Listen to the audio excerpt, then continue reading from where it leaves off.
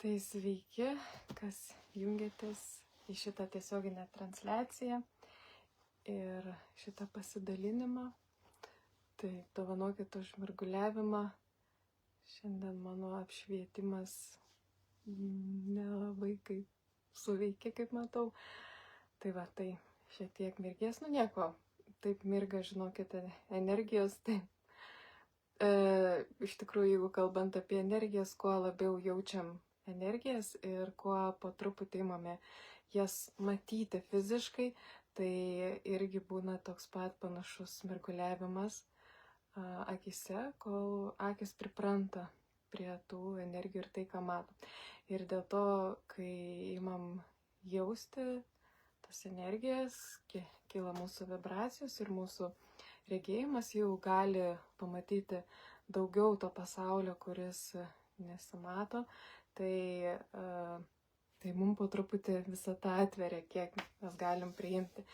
Ir iš pat pradžių pakilus vibracijom, tarkim, po stiprios meditacijos, tai būna tasai toksai periferinis mirguliavimas, o paskui jisai kylant mūsų tai energetikai, jisai tampa labai dažnas ir natūralus dalykas, tai mes jį pradedam matyti prieš atsikeliant, prieš užmiegant, dienos metu pameditavus, dienos metu kažkur susikaupus ir giliai pabuvus savo vidiniai būsenoj, tai va tokie va visi mirguliavimai, jie tampa mažiau daugiau kasdienybė.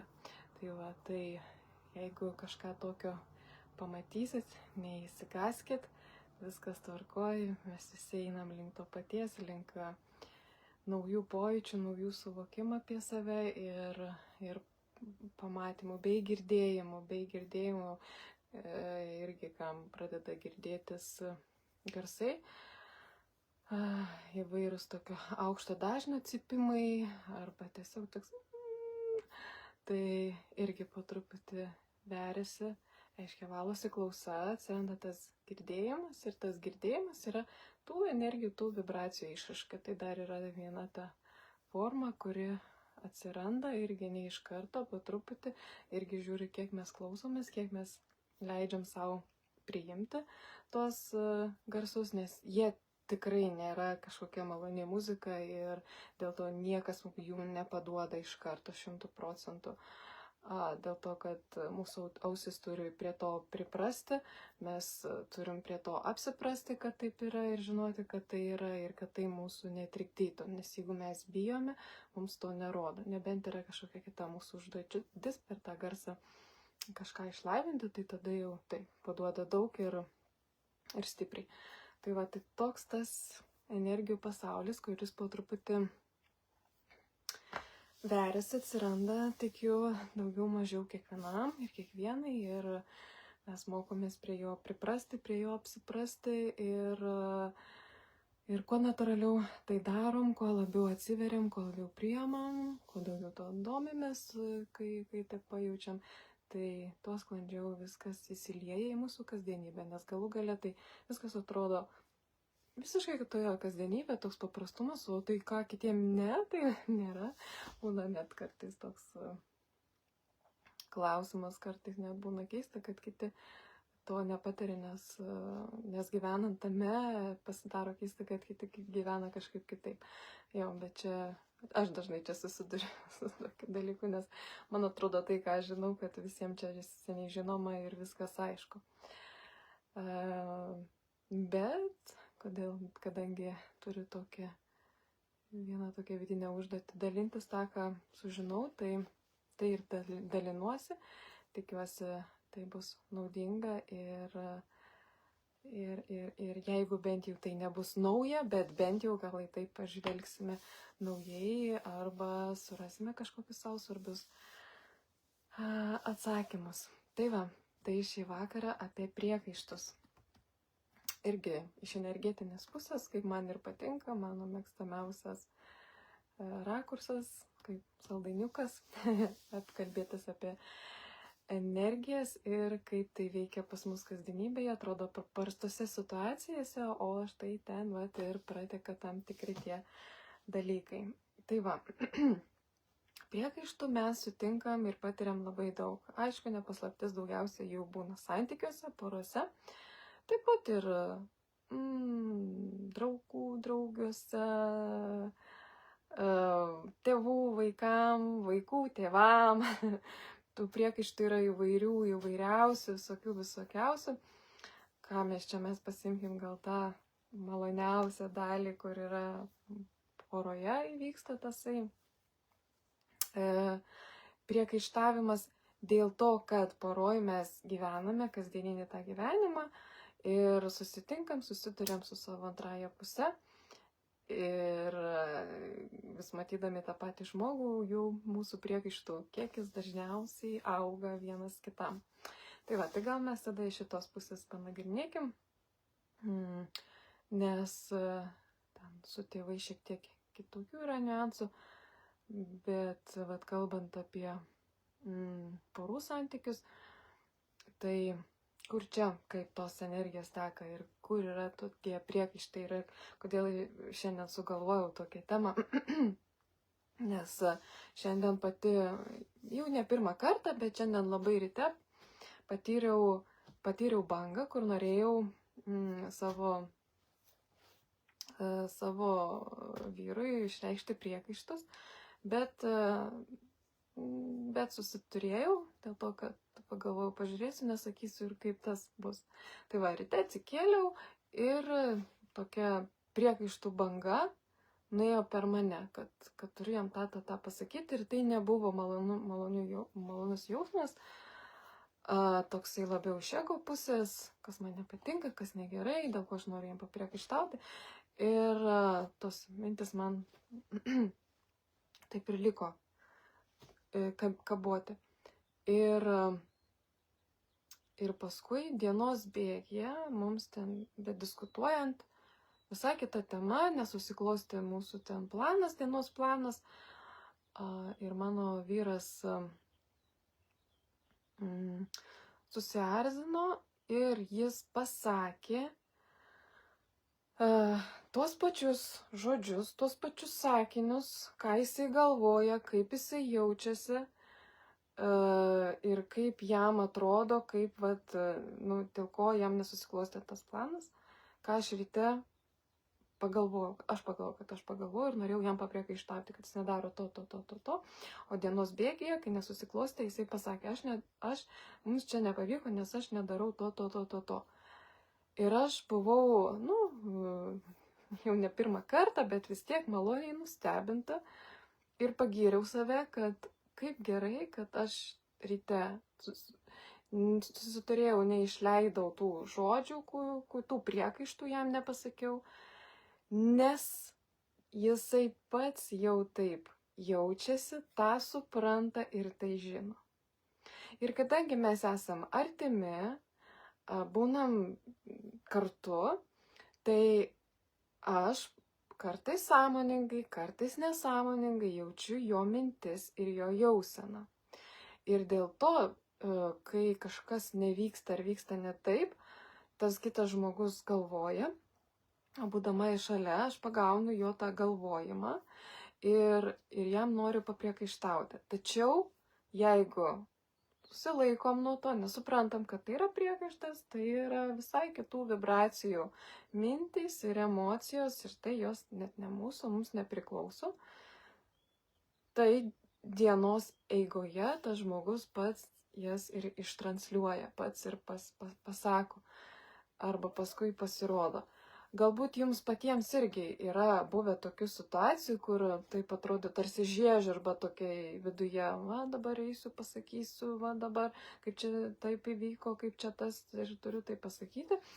Bet kai susilaikom, nepasakom, paskui išaiškėja, kodėl mums kilo tos mintis, kad žmogus ir taip nujautė, tai ir būna toks vidinis, palengvėjimas. Ačiū Dievui, kaip gerai, kad aš neįsižiojau. Ačiū Dievui, kad aš to nepasakiau, nes būtų kilęs dar didesnis ginčas, dar didesnis nesusipratimas, nes tas žmogus, jeigu mes kalbėtume jo žodžiais, jis jaustųsi kaip puolamas.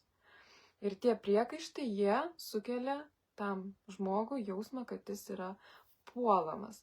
Tai va, ir tada vyksta dažnai tada dideli konfliktai, nesutarimai ir nieko gero iš to neišeina, nes jeigu mes einame vis tiek į tą gilesnį dvasinį lygmenį, savęs pažinimą, mums visada svarbiausia yra tie aukščiausiai pasirinkimai, kurie veda į taiką, harmoniją, darną ir tą tikrąją meilę, apie tą egzotiškąją meilę, apie kurią daug kas labai kalba.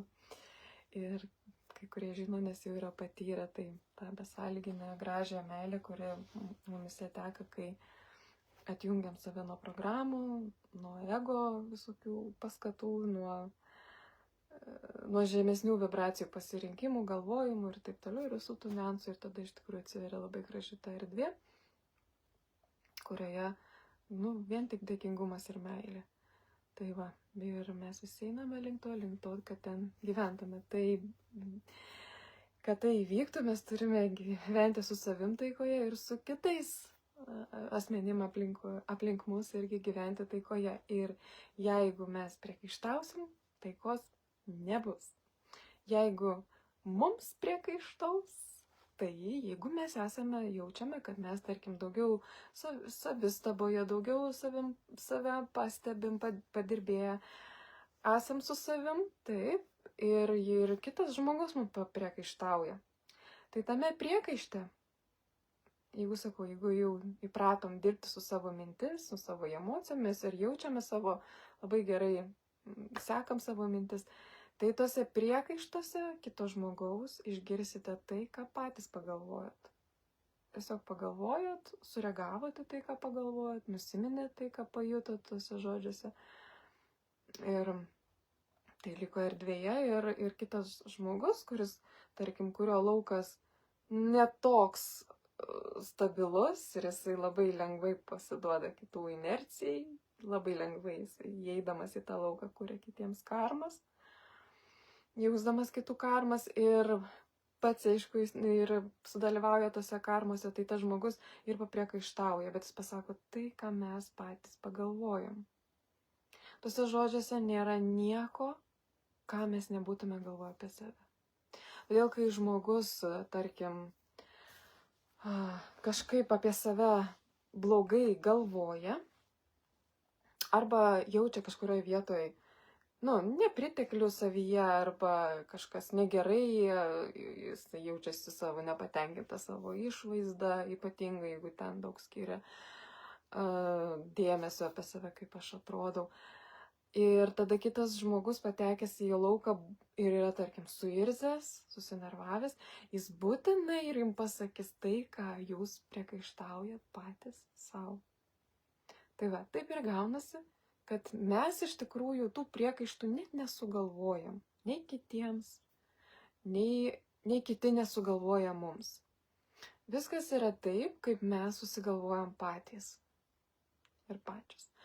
Ir kai turim tą, galvojam, tai būtinai žmonės ten atkreips dėmesį, pasakys juoko arba ne juoko formą ir mus tai sudirgins, suerzins, nes mes patys esam nepasitenkinime, nepilnatvėje toje vietoje ir žinot, kur yra pratekėjimas, kur yra ten pradurimas, skylė, ten būtinai dar žaizda, ten būtinai atsiras, kas ją ten pakrapštys ir užpils druskos. Tai va, tai kartais būna ir taip, kad, tarkim,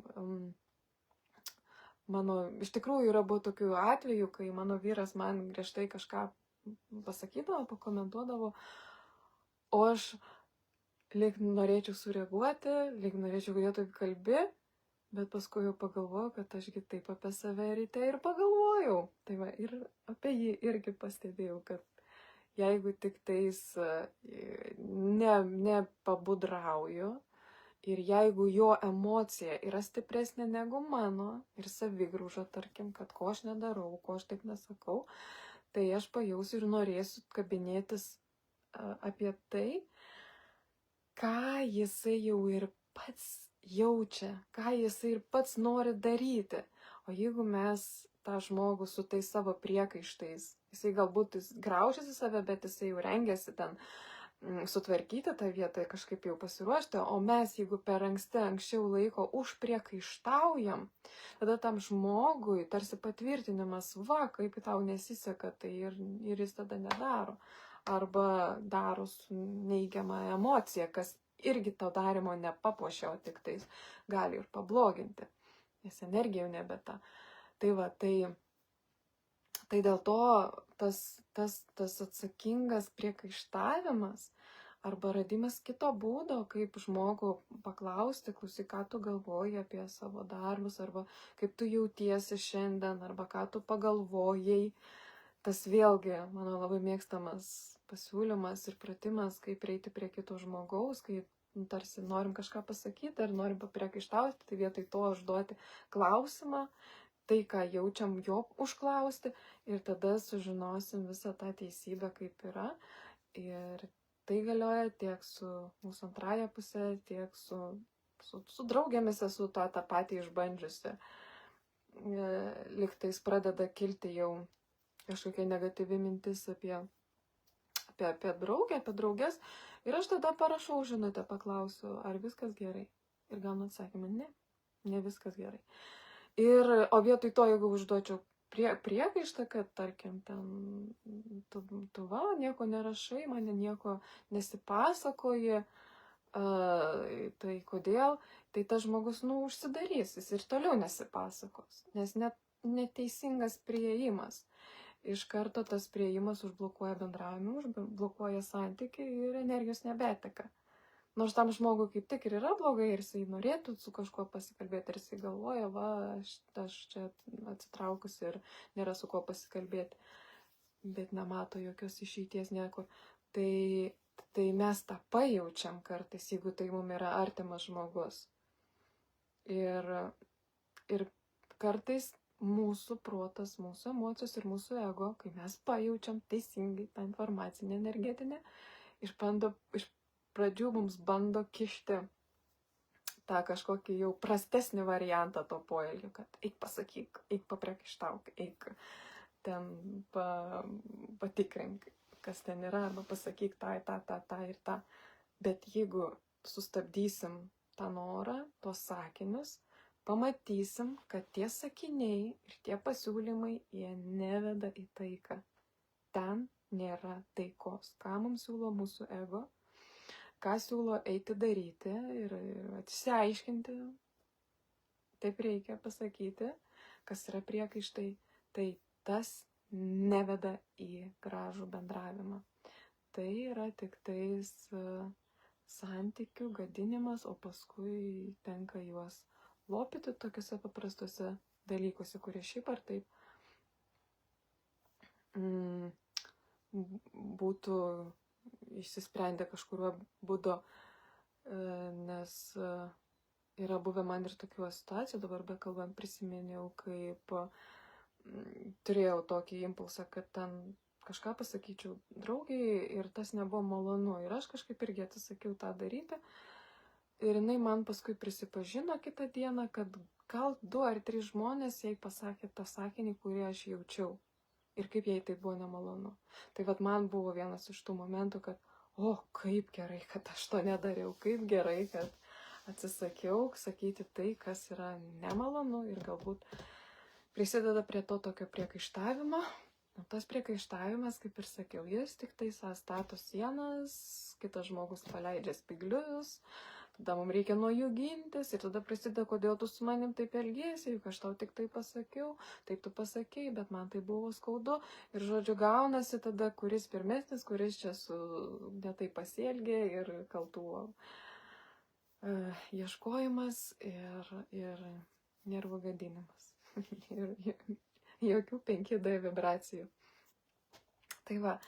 Tai atkreipti dėmesį į tai, kur prasideda mūsų priekaištai, tie nepasitenkinimai ir tada labai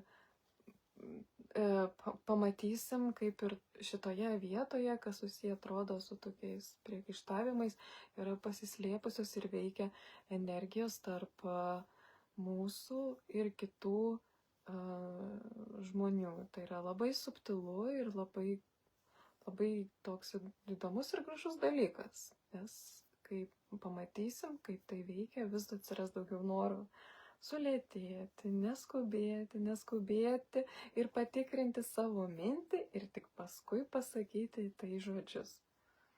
Va, viskas nevyksta taip greitai, kaip sakom, reikia laikyti protą švarų, gražiai kalbėti, maloniai ir gražiai elgtis.